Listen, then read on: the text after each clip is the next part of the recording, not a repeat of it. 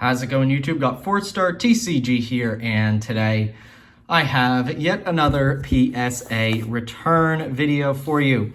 This is another 5-card economy submission. I will link the submission video for these cards. Let me just yank them out first. I will link the submission video for these cards in the iCard above if you want to check out my sort of unbiased opinions on these cards before they were graded and encased by PSA.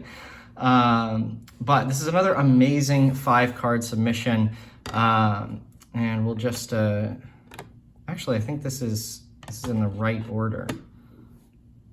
Yeah, I think. Let me just check. 2-4, 2-5, 2-6, 2-7, and 2-8. Okay, wow. Okay, so this is already reversed, as I usually like to do it to show off the submission in the order that I submitted. But sweet. Okay, so without any further ado, let's crack into it. The first card that I submitted, an old back Japanese card. I just want to show off the back before we show off the grade. Very clean. But nevertheless, this beautiful red-green gift set Articuno was assigned the PSA 9 grade. I was very hopeful for a 10 on this card. I thought it was the best condition out of the, I bought a red-green starter gift set bird trio holo set. I bought all the Articuno, the Zapdos, and the Moltres. Thought the Articuno was the best shot at a PSA 10. But unfortunately it did not come back that way. I'm not really sure what knocked it down. Perhaps the centering, which is a little bit off, but not that much off. There is maybe the tiniest little print line going through Articuno there. You can kind of see it right where I have my finger. So that might have knocked it down from the 10 to a 9.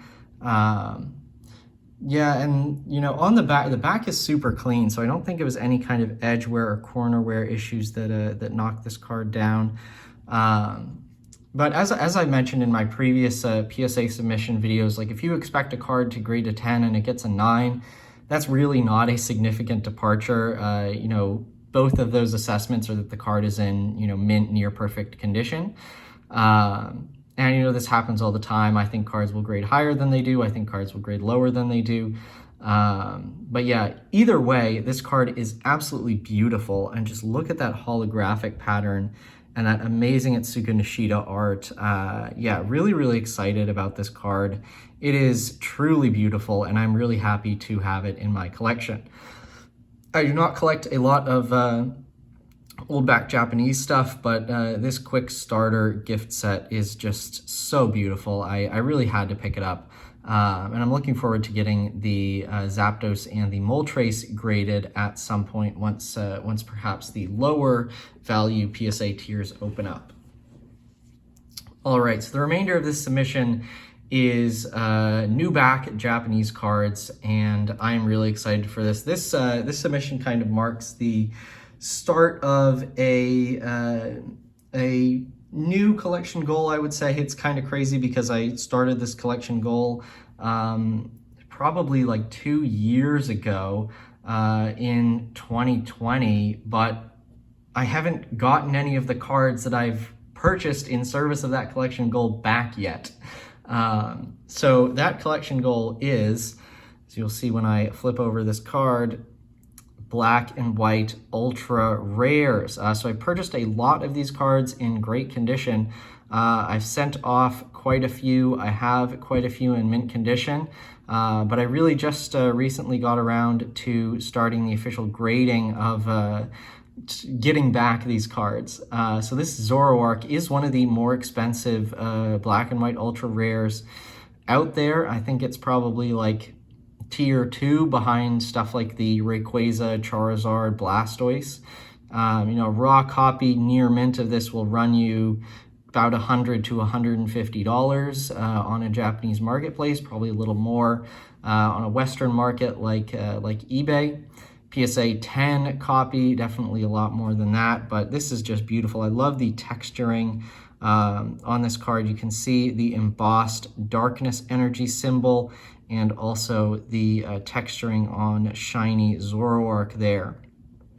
So really, really nice. This is some thing that, like, if you just hold it like that, it really doesn't look all that lively, but you really have to turn it in the light. The colors pop, the texture pops. It's so exciting. It's so cool and really, really beautiful. So yeah, this awesome Zoroark. I have a couple of these, which I will probably grade, but really, really happy to get this in a PSA 10, especially with it being one of those, you know, harder to find, rarer condition copies. So really, really happy with that. Totally agree with the PSA 10 grade on this. I think, as I mentioned, there are really not much at all in the way of issues with the cards that I submitted in this submission. I was really hoping that for the grades to sort of carry this submission rather than the value of the cards. All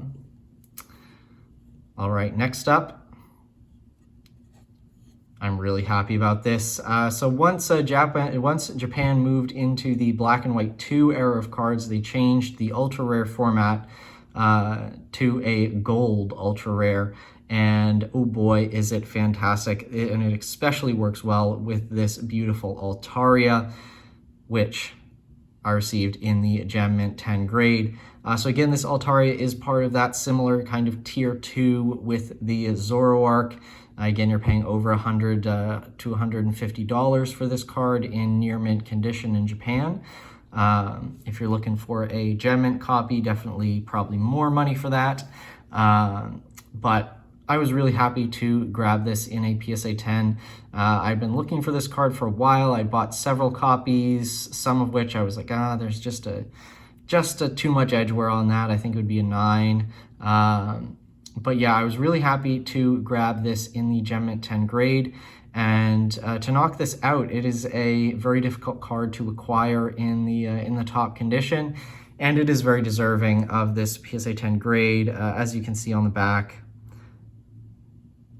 pretty much nothing. This card is super clean. I'm really, really happy to get it in the PSA 10. All right, continuing on here, this should be another black and white ultra rare. Yes, it is another gold ultra rare, the Garchomp from Thunder Knuckle. Yeah, so I haven't really been able to find some of the really expensive ultra rares, the Charizard, the Blastoise, the Rayquaza in really good condition. But I've been lucky at finding some of those, you know, those secondary, really kind of challenging but not impossible cards to find, like this Garchomp. I've actually really only seen one really good condition Garchomp pop up in the last kind of year or so on the Japanese marketplaces that I monitor, and I picked this up pretty much right away, and it paid off, as this card did score the Gem Mint 10 grade. Not so much in the way of a beautiful artwork there for Garchomp. The shiny for Garchomp, as everyone knows, is not all that not much to write home about, but it still is a beautiful card in this gold ultra rare format. Again, you really need to tilt this card in the light to see it.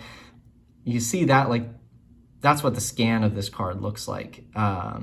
Really not all that exciting when it's not hitting the light, but then you just turn it a little bit into that light and everything pops. You see the embossed symbol, you see how that gold is just so nice, so amazing.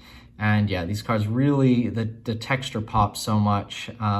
They're so much more intricate than the English versions. The English versions are beautiful, don't get me wrong, but the Japanese versions do pretty much blow them away. All right, last but not least in this PSA return video, we got a full art Charizard EX PSA 10 from CP6. This card is truly beautiful. We got the full rainbow effect, full art pattern there. Really, really nice. I actually got this card in trade over the summer with my good friend Kua Chansey. So thank you very much to him for trading me this card. He said it was in mint condition, and There we go. PSA has fully attested to that with the Gem Mint 10 grade.